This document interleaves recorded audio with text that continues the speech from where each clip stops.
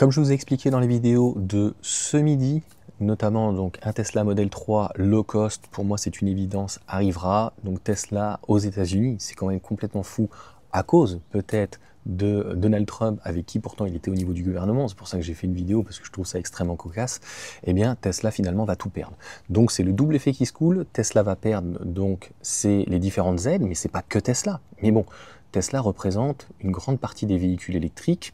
Je pourrais vous mettre éventuellement le pourcentage, je vais demander à Grok, je vais regarder sur Google éventuellement quelle est la proportion, mais le modèle 3 et le modèle Y surtout est le modèle le plus vendu dans le monde, et le modèle 3 et Y se vend très bien en Chine, et toujours souvent numéro 1, pareil en Europe, donc je suppose qu'aux États-Unis, sur les électriques, les autres sont bien loin, que ça soit Volkswagen, General Motors, Ford avec le Mach-E, Rivian, tout ce que tu veux, Lucid ou autre, ou quoi que ce soit. Donc concrètement, là, tous les véhicules électriques vont être impactés, mais c'est surtout Tesla. Donc, ma vidéo de ce midi, Model 3 low cost, c'est inévitable pour compenser Model Y low cost. De toute façon, Elon Musk a été avec Donald Trump au gouvernement, donc il sait très bien, il a été dans les petits mouchoirs, dans les petits papiers, donc il sait obligatoirement que, et il le savait qu'en 2026, ça va être très compliqué. Donc en attendant le cybercab, en attendant la production du cybercab, en attendant donc le robotaxi, et ils ont besoin aussi de véhicules électriques pour faire du cash, des superchargeurs et faire tourner tout ça. Et puis c'est surtout que le cybercab, avec une nouvelle plateforme très certainement produite en 2025, 2027, 2026 normalement, eh bien ça va pouvoir avoir des possibilités. Aujourd'hui, retravailler le modèle Y, je vous l'ai expliqué dans la vidéo ce midi et d'autres vidéos, eh bien c'est possible, mais ça coûte plus cher. Donc ils l'ont fait pour un véhicule plus grand, et donc il va coûter certainement 28% de plus, mais pour réduire, en fait, le moteur ne va pas être touché, le châssis ne va pas être touché, tout ce qui est hardware ne va pas être touché, mais on va faire très certainement une batterie, peut-être avec une densité beaucoup moins importante, une batterie entre guillemets extrêmement low cost. Les batteries LFP sont entre guillemets des batteries qui coûtent beaucoup moins cher, et faire un appel d'air financier pour faire plus de volume et faire tourner les usines. Parce que même si la rentabilité, éventuellement, ce ne sera pas, je pense, le cas moins bonne, il faut faire tourner les usines. Tesla est 1,6 million, 1,8 million. Ils attendaient plus de 20 à 30%, c'est-à-dire entre 2 millions et 2,4 millions, et finalement, on en est très loin. Donc là, c'est le premier effet qui se coule. Et le deuxième, c'est donc les pools, a priori, mais je ne savais pas, je pensais que c'était en Europe, mais aux États-Unis, Tesla a aussi un pool. Ils ont gagné quand même depuis 2019, a priori, grâce aux administrations de Biden et autres, Obama ou autres, donc les démocrates. 11 milliards, alors je ne sais pas si c'est en comptant l'Europe, a priori ça serait que les États-Unis, donc là je ne maîtrise pas, je suis très honnête, et c'est le minimum qu'on ait eu au niveau des échos, et c'est Bertrand Moreau qui en a parlé. Donc Tesla, cette manne va aussi la perdre, donc c'était un pool qu'ils ont aux États-Unis avec General Motors, Ford et Stellantis. En Europe, il y a Stellantis aussi, mais je crois qu'il y a Toyota. Je me demande s'il n'y a pas BMW, mais il n'y a pas General Motors, puisque General Motors ne commercialise plus, ne produit plus, et non plus Opel, donc c'est fini. Donc c'est pour ça qu'il y a General Motors, Ford, Stellantis, et donc ils n'ont pas de système de malus, bonus ou autre. En tout cas, ils devaient respecter les normes de Paris, ou je ne sais pas quelles normes qu'elles étaient, mais si ils n'étaient pas dans les clous, eh bien, ils devaient payer entre guillemets des amendes. Et pour éviter ces amendes, eh bien, c'est le principe de pollueur-payeur, c'est un peu ce qui se passe avec le CEE. Eh bien, ils avaient entre guillemets, ils appellent ça un pool. Donc c'est une association de circonstances, on va dire, hein, à ce moment-là. Et comme en bourse, en fait, General Motors, Ford vient donc acheter du CO2. Voilà, c'est ça. Des taxes, des machins, moyennant en fait de ne pas payer à l'État et éventuellement donc aux États-Unis. Donc cette manne, quand même 11 milliards depuis 2019, donc en un peu plus de 5 ans, c'est quand même assez énorme. C'était de l'argent frais, facile, simple à gérer, avec une rentabilité juste exceptionnelle, on est bien d'accord, juste créer la pool et quelques administrations, et puis éventuellement donc un comptable, ou une gestion de comptable ou quoi que ce soit, un petit peu de papier, des ordinateurs, et puis c'était vite plié. Donc toute cette partie-là, malheureusement, eh bien, ça va être très compliqué. Je vous l'ai dit, le modèle, alors Y, je ne suis pas allé revoir les tarifs, mais je crois qu'on est dans les 40 000 $ de toute manière, 45 000. Hors taxe. Le modèle 3, ils n'ont pas de batterie LFP là-haut, c'est pour ça que là, ils cherchaient absolument à s'associer. Donald Trump, de toute façon, ne veut pas entendre, les États-Unis ne veulent plus entendre parler des Chinois, vous l'avez bien compris, ni en tant que fabricant, ni en tant que constructeur. Ils veulent bien profiter de chez eux, donc de la manœuvre pas chère, mais pas sur le territoire américain.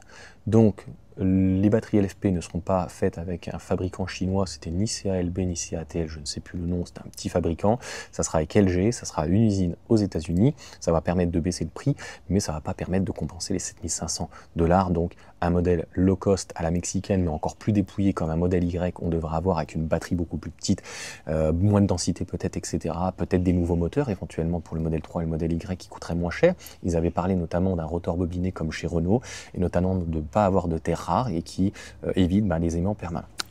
Donc voilà en tout cas pour cette vidéo, ça va faire beaucoup d'argent en moins et obligatoirement beaucoup moins de ventes et Tesla, Elon Musk le sait, il l'a dit, hein, 2026 finalement ça va être très compliqué et finalement en 2025 on va être très loin des attentes qui étaient.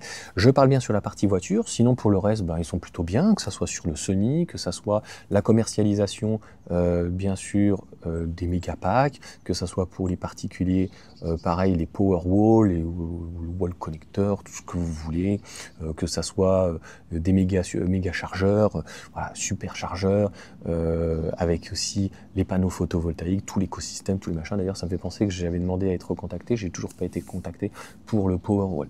Donc Tesla, ce n'est pas que ça, il y a eu le robot Optimus, le Cybercab, le robot taxi en modèle Y, etc., etc. Et puis donc de développer tout cet écosystème pour le moment aux États-Unis de la voiture donc autonome. Mais Tesla avait perdu un petit peu, je ne sais pas son temps, mais ses priorités sur les voitures, qui est quand même essentiel, qui est son premier domaine, qui est son image, qui est l'image de marque en fait de la marque. Et pour moi, je ne vais pas revenir sur un développement là-dessus, mais le Cybertruck, en termes d'image, était intéressant, en termes de technologie, était intéressant, mais on savait très bien que ça allait être un véritable flop.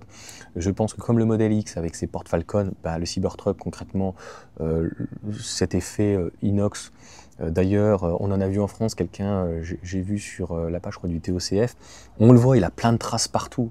Ça fait dégueulasse, il lui faut un covering, donc en fait, c'est un véhicule avec peinture, si on ne l'a pas fait, c'est que c'était bien pour quelque chose. Donc l'intérêt de Tesla, encore une fois, c'était de réduire les coûts, etc. Mais on se rend compte que finalement, c'est plus compliqué que prévu. Et demain, si tu veux le réparer ou quoi que ce soit, ce truc-là, il n'y a aucun carrossier qui va le faire ou quoi. Bref, tout le monde s'amusait à tirer dessus. Donc en plus il ne pouvait pas être commercialisé en Europe parce que je crois qu'il faisait plus de 3,5 tonnes, il y avait une version moins chère qui avait été faite et tout, donc ça relançait un petit peu les ventes.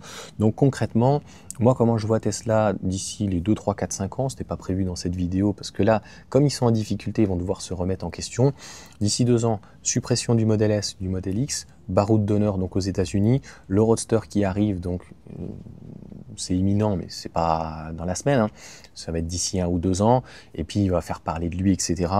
Un Cybertruck plus court, éventuellement sur base du Cybertruck, un pick-up comme Rivian fait avec R1 S et R1T, donc un pick-up, ouais R1T, c'est pas terrible. Et pourtant il va bien. Donc un véhicule, voilà, plus aux alentours des 5 mètres, 5 mètres 20, même éventuellement on pourrait avoir 5 mètres, 5 mètres 20 en pick-up, et un véhicule donc sur la même base en 7 places éventuellement. Le modèle Y aussi qui peut être fabriqué donc à Fremont en 6 places, et donc on se retrouve, la S éventuellement pourrait perdurer si vraiment ils arrivent à réduire les coûts, parce que concrètement le Roadster est quand même donné très cher, hein, aux alentours des 150, 170, 172 000 il parlait, et jusqu'à 200 000 pour une autre version donc un petit peu plus performante. Donc voilà pour toutes ces informations, ça va être vraiment passionnant pour un tout petit constructeur qui fait 2 millions d'unités et qui a aujourd'hui énormément de plateformes, hein. On l'a vu, hein, la S, la X, la 3, la Y, le Cybertruck et le Cybercab.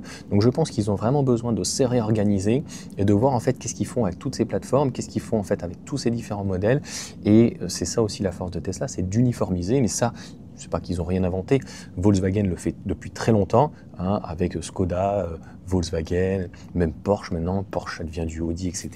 Donc ça je vous l'ai dit donc, dans une vidéo. Donc voilà pour toutes ces informations. Donc n'hésitez pas en tout cas à vous abonner, à partager les informations. Et franchement, ça va être... Je pense que là, l'action en bourse va se casser la gueule l'année prochaine, parce que s'il n'y a pas beaucoup d'happening et beaucoup d'annonces, il va falloir des annonces et de la production, ça va être très compliqué pour Tesla donc en cash flow, et ça va être très compliqué donc sur les volumes aux États-Unis, sachant que c'est son premier marché. Donc ça va être vraiment compliqué pour ce modèle 3. Donc en attendant, il n'y a pas grand-chose à faire, mis à part que ce modèle 3 en grande autonomie, propulsion certes, bah, il est très très très cher. Et donc, si Elon Musk, Tesla est lâché donc, par le gouvernement, ça va être très très très très compliqué, encore une fois, financièrement, pour Tesla l'année prochaine.